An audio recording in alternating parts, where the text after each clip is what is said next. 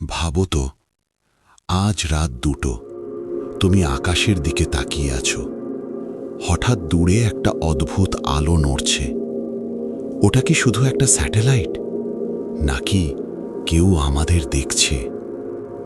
এই বিশাল মহাবিশ্বে আমরাই কি একমাত্র বুদ্ধিমান প্রাণী, নাকি কোথাও কোনো গ্রহে আরেকটা সভ্যতা আমাদের মতোই প্রশ্ন করছে, পৃথিবী নামের গ্রহে কি কেউ আছে? আজকের আলোচনায় আমরা জানব, এলিয়েন কি সত্যিই আছে, তাদের অবস্থান কোথায় হতে পারে, আর বিজ্ঞান এ ব্যাপারে কি বলে। চলো শুরু করি। মহাবিশ্বের বয়স প্রায় 13.8 বিলিয়ন বছর।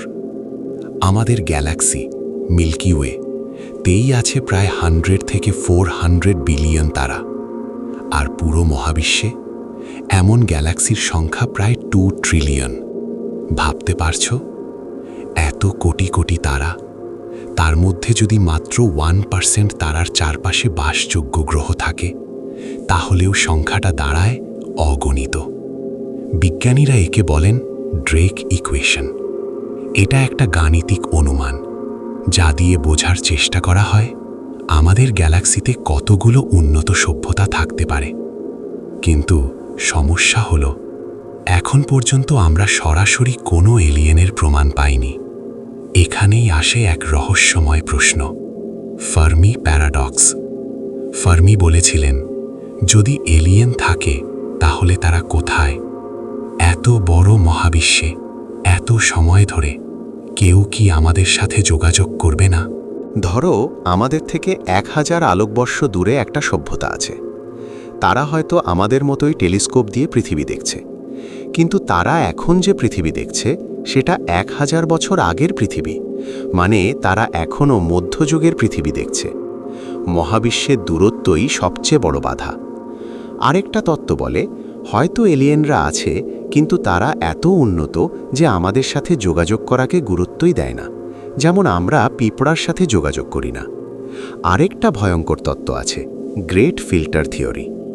হয়তো উন্নত সভ্যতা একটা নির্দিষ্ট পর্যায়ে গিয়ে নিজেই ধ্বংস হয়ে যায়, যুদ্ধ, প্রযুক্তি, কৃত্রিম বুদ্ধিমত্তা বা পরিবেশ ধ্বংসের কারণে। তাহলে প্রশ্ন আসে, আমরা কি সেই ফিল্টারের আগে আছি নাকি পরে? নাসা, সেটি, জেমস ওয়েব টেলিস্কোপ তারা নিয়মিত মহাকাশে সিগন্যাল খুঁজছে। কিছু অদ্ভুত রেডিও সিগন্যাল পাওয়া গেছে, যেমন ওয়াও সিগন্যাল, কিন্তু এখনও নিশ্চিতভাবে বলা যায় না ওগুলো এলিয়েনদের পাঠানো। 2023-2025 সালের গবেষণায় কিছু এক্সোপ্ল্যানেটের বায়ুমণ্ডলে জীবনের সম্ভাব্য রাসায়নিক উপাদান পাওয়া গেছে। মানে জীবনের সম্ভাবনা শূন্য নয়। ভাবো তো, যদি একদিন প্রমাণ পাওয়া যায় আমরা একা নই, তাহলে ধর্ম, বিজ্ঞান, রাজনীতি, মানব সভ্যতা সবকিছু বদলে যাবে। আমাদের অহংকার ভেঙে যাবে।